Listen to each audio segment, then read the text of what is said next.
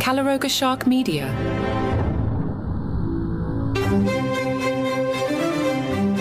Hello and welcome to Palace Intrigue. I am your host, Mark Francis. The holiday season holds a special place in the hearts of the royal family, with traditions and memories stretching back generations.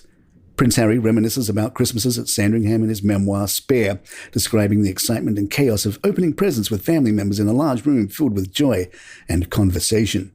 Sandringham, a cosy royal residence established in Tudor times and acquired in 1863 for King Edward VII, has been the favoured holiday gathering spot for the royal family for over a century.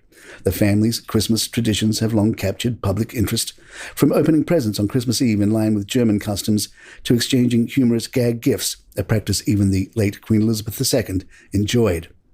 The royals attend services at St. Mary Magdalene Church on Christmas morning, greeting well-wishers and the media, followed by an elaborate Christmas dinner and the monarch's pre-recorded Christmas address.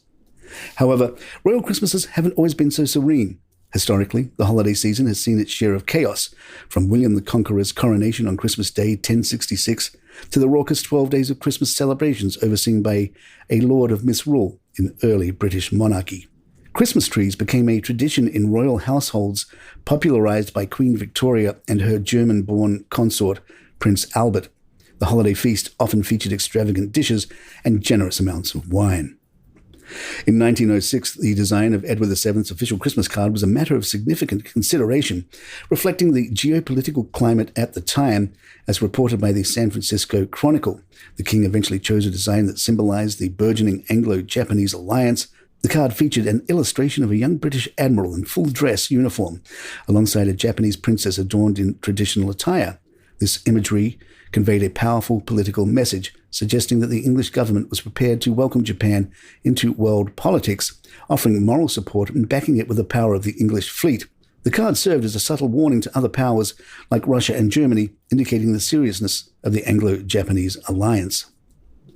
The holiday season was also an opportunity for the royal family to acknowledge and celebrate with their staff. The New York Times in 1921 reported on the annual Servants' Ball held during the 12 days of Christmas at Sandringham. Attended by King George V, Queen Mary, David, Prince of Wales, and other royals, including Prince Olaf of Norway, the event was a grand affair with over 400 guests. The royal family participated wholeheartedly in the festivities, engaging in the full program of dances and socializing with their guests well into the night. This tradition highlighted the royal family's efforts to connect with and appreciate the people who worked for them, fostering a sense of community and celebration during the holiday season. The Christmas season for the British royal family has always been an elaborate affair, especially in terms of gift-giving. Queen Mary, known for her extensive shopping habits, was once posed by the New York Times in 1931 as potentially the world's biggest individual buyer of Christmas gifts. It was reported that she regularly purchased between 700 to 800, each carefully chosen by herself. Queen Mary's gift selections were often unique and thoughtful, sometimes even eccentric.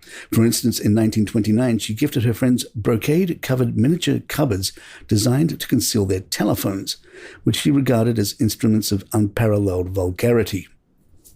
The royal family's connection with the public during the holiday season took a new turn in 1932. That year, King George V delivered his first Christmas address to the nation, establishing a tradition that has endured to this day. However, an anecdote shared by author Hudson reveals a humorous mishap during the preparation for this speech, where King George V accidentally broke his favorite wicker chair, prompting a surprised exclamation. The tradition of the royal Christmas address evolved with the advent of television.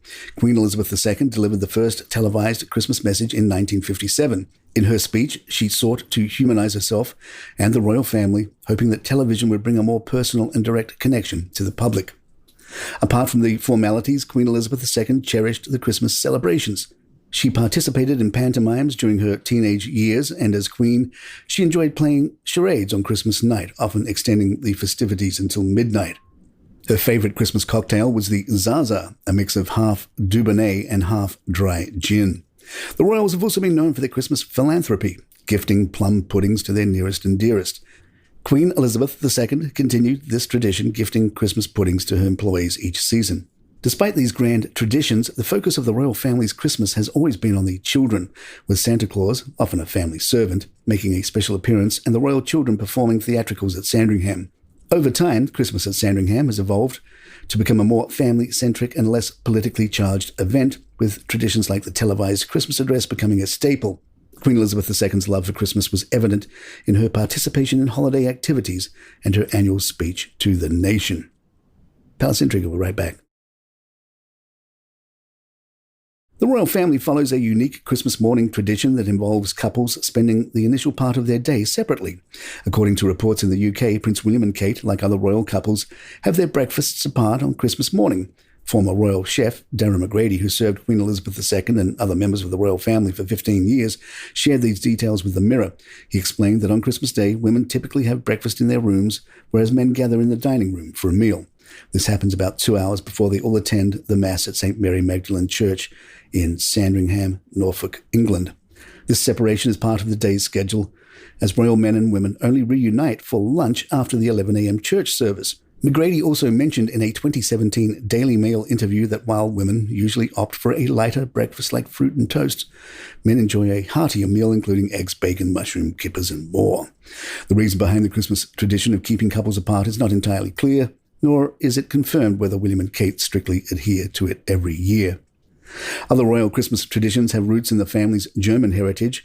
Prince Harry, in his book Spare, revealed that the royal family exchanges gifts on Christmas Eve, a practice typically observed in Germany. According to the royal family's official website, members lay out their gifts on trestle tables and exchange them at tea time. The tradition of Christmas trees in royal households dates back to Queen Victoria, King Charles' great-great-grandmother, who popularized them in the 19th century. The royal family historically donated Christmas trees to various churches and schools in the Sandringham area, as well as to notable cathedrals. Additionally, it's a tradition for the royal family members to send out Christmas cards to family, friends, and members of the public, with some government officials also on the mailing list. While current numbers are not available, during Queen Elizabeth II's reign, approximately 750 Christmas cards were sent annually by the royal family. The 2023 Christmas card from King Charles carried the message, wishing you a very happy Christmas and New Year. As a programming note, Palace Intrigue will come out later than normal on Christmas Day so that we can bring you the King's speech once it is released. And there you have it. If you'd like to email us, our address is thepalaceintrigue@gmail.com. Please follow us on Spotify, Apple, or your app of choice. And if you're on YouTube, hit that subscribe button. I'm Mark Francis. My thanks to John McDermott. This is Palace Intrigue, and good times.